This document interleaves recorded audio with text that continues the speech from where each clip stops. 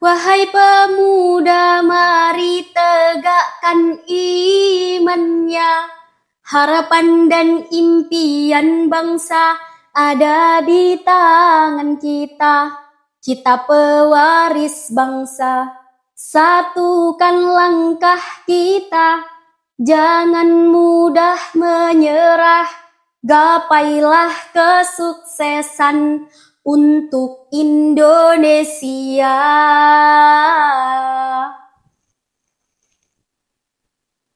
Assalamualaikum warahmatullahi wabarakatuh. Hamdan wa syukran lillah, salatan wa salaman ala rasulillah, amma ba'du. Dewan juri yang arif lagi bijaksana, sahabat da'i-da'iyah dan para pendengar setia yang insya Allah dirahmati Allah Subhanahu wa ta'ala. Meskipun kita terhubung lewat dunia maya, semoga hati kita tetap nyata.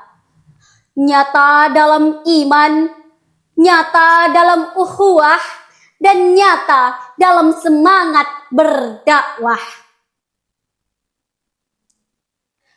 Pertama-tama, marilah kita panjatkan puji syukur kehadirat Allah Subhanahu wa ta'ala yang telah memberikan nikmat dan karunia-Nya kepada kita semua. Salawat serta salam marilah kita sanjung agungkan kepada junjungan kita, Nabi besar Muhammad sallallahu alaihi wasallam, beserta keluarga, sahabat, dan pengikut beliau. Hadirin rahimakumullah. Mantan Presiden Jerman Christian Wolff ketika berkunjung ke Indonesia pada tahun 2011 pernah berkata, "Kami terkesan dengan semboyan Bhinneka Tunggal Ika, sebuah demokrasi dengan berbagai suku dan agama bisa hidup bersama dalam kebebasan memilih keyakinan dan bebas berpendapat. Namun sayang hadirin, kekaguman dunia internasional itu kini mulai memudar. Perbedaan suku, bangsa, bahasa, adat dan istiadat kini sering menjadi pemicu lahirnya fanatisme sempit, persaingan tidak sehat, bahkan perpecahan yang mengikis habis nilai-nilai toleransi. Untuk itu, pada Islamic Speech Week Nasional kali ini, izinkan saya menyampaikan ceramah dengan judul Bersatu dalam Iman, Kuat dalam Perbedaan. Hadirin rahimakumullah. Sebagai landasan, Allah Subhanahu wa ta'ala berfirman dalam Al-Quran surah Ar-Rum ayat 22. A'udzu billahi minasy syaithanir rajim. Bismillahirrahmanirrahim. Wa min ayatihi khalqus samawati wal ardi wa ikhtilafu alsinatikum wa alwanikum. Inna fi dzalika laayatil lil alimin. Shadaqallahul azim. Said Qutb dalam tafsir Fi Dhilalil Quran jilid 9 halaman 139 menjelaskan bahwasannya keberagaman manusia, baik bahasa, warna kulit maupun budaya, merupakan keajaiban ciptaan Allah yang selaras dengan keindahan langit dan bumi. Dan bukti paling nyata bagaimana Rasulullah menghargai perbedaan itu terlihat dalam Al-Quran sendiri. Rasul bersabda, "Inna hadzal Qur'ana unzila ala sab'ati ahruf, faqra'u ma tayassara minhu." Sesungguhnya Al-Quran diturunkan dalam 7 dialek bahasa, maka bacalah yang sesuai dan mudah bagimu. Hadis riwayat Bukhari dan Muslim. Lalu, pantaskah kita sesama umat Islam saling merasa paling tinggi, paling benar, bahkan saling merendahkan hanya karena perbedaan kecil? Tentu tidak pantas, bukan? Hadirin rahimakumullah, iman adalah tali pengikat yang menyatukan perbedaan kita. Kita boleh berbeda organisasi, beda budaya, bahkan beda cara berpikir. Tetapi kita disatukan dalam kalimat yang sama. La ilaha illallah Muhammadur Rasulullah. Ini adalah tali Allah yang disebut dalam Al-Quran surah Ali Imran ayat 103. Berpeganglah kamu semuanya kepada tali agama Allah, dan janganlah kamu bercerai-cerai.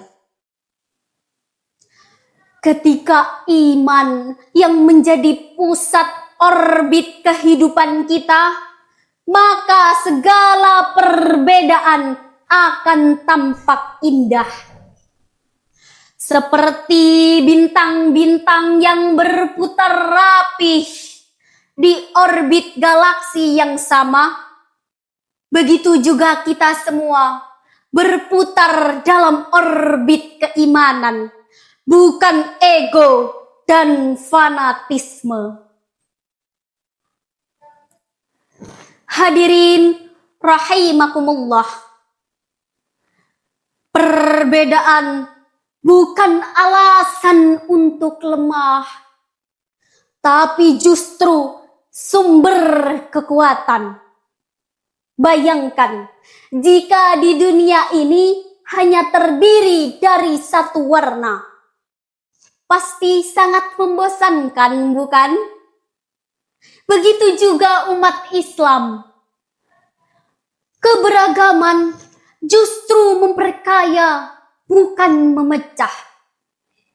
Coba kita lihat sejarah. Kaum Muhajirin dan kaum Ansor itu berbeda asal, tapi mereka bersatu dalam iman. Abu Bakar seorang pedagang dan Bilal seorang mantan budak, tapi mereka saling menghormati. Karena apa? Yang menjadi ukuran bukanlah status, tapi ketakwaan. Jadi, kalau ada yang merasa paling tinggi karena kelompoknya, asalnya, jabatannya, berarti ia belum benar-benar memahami makna iman. Hadirin rahimakumullah, perpecahan hanya akan melemahkan umat.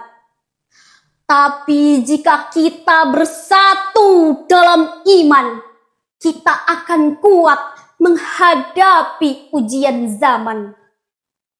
Jangan jadikan perbedaan sebagai alasan untuk saling menjauh, tapi jadikan ia sebagai warna indah dalam lukisan Islam. Mari kita jaga persaudaraan, saling menghargai, saling menghormati, dan saling menguatkan. Karena kekuatan umat bukan berada di tangan siapa yang paling banyak bicara, tetapi di tangan mereka yang mau berpegangan tangan dalam iman yang sama. Semoga Allah Subhanahu wa Ta'ala memberikan kita semangat untuk bersatu, untuk saling menghormati dan menguatkan tali ukhuwah Islamiyah.